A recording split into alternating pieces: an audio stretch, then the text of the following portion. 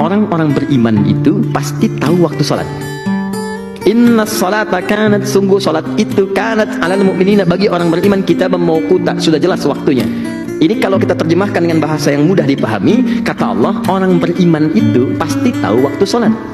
Jadi kalau Anda mengaku beriman tapi tidak paham waktu sholat, berarti ini menunjukkan tingkatan yang lemah dalam imannya. Maka dibagilah oleh para ulama itu dengan panggilan azan. Bagaimana cara membaginya? Dibagi kepada 3 level. Ada yang standar, standar keimanan. Standar itu saat dipanggil dia baru datang. Dia dipanggil misal subuh sekarang 4.38 misal. Terus azan, Allahu Akbar, Allahu Akbar, azan. Begitu azan dia datang, itu menunjukkan imannya standar. Nah ini, ayo, oke, Allahu Akbar, Allahu Akbar, cepat, siap-siap, sudah azan, standar. Oke, baik.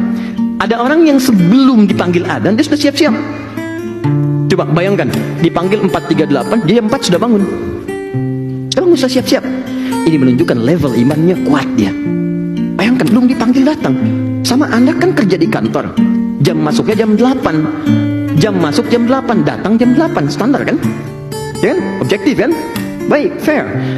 Dipanggil jam 8, jam kerja jam 8, datang jam 7. Wow. Ya, kuat kan? Hebat kan? Etosnya kuat ya.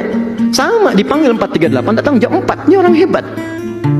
Tapi kalau persoalannya dipanggil 4.38, datang jam 8.34. Dia baru bangun dan gak ingat sholat.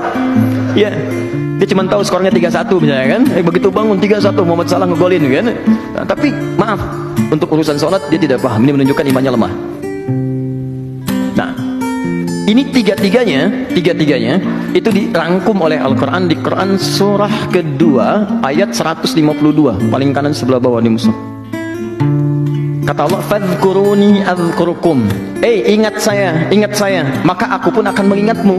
Bagaimana cara mengingat Allah? Di antaranya lewat ibadah, sholat, karena zikir itu diantara maknanya sholat. Quran surah ke-20 ayat ke-14. Wa aqimis sholata li dzikri, tunaikan sholat sebagai zikir. Kata Allah, ingat saya, zikir kepada saya, amalannya sholat, dipanggil azan.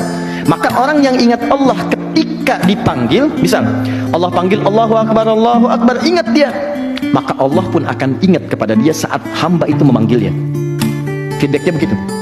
Jadi kalau Anda misalnya berdoa nih, ya Allah, mohon, Anda biasanya dipanggil oleh Allah, baru respon, maka Allah pun merespon Anda saat Anda memanggilnya. Kalau Anda nggak doa, Allah nggak perhatikan Anda. Tapi kalau Anda bisa datang misalnya, datang sebelum dipanggil, panggil 4.38, datang jam 3.48, datang jam 4, datang jam 2, maka Allah pun akan memanggil, memperhatikan Anda jauh sebelum Anda memanggilnya.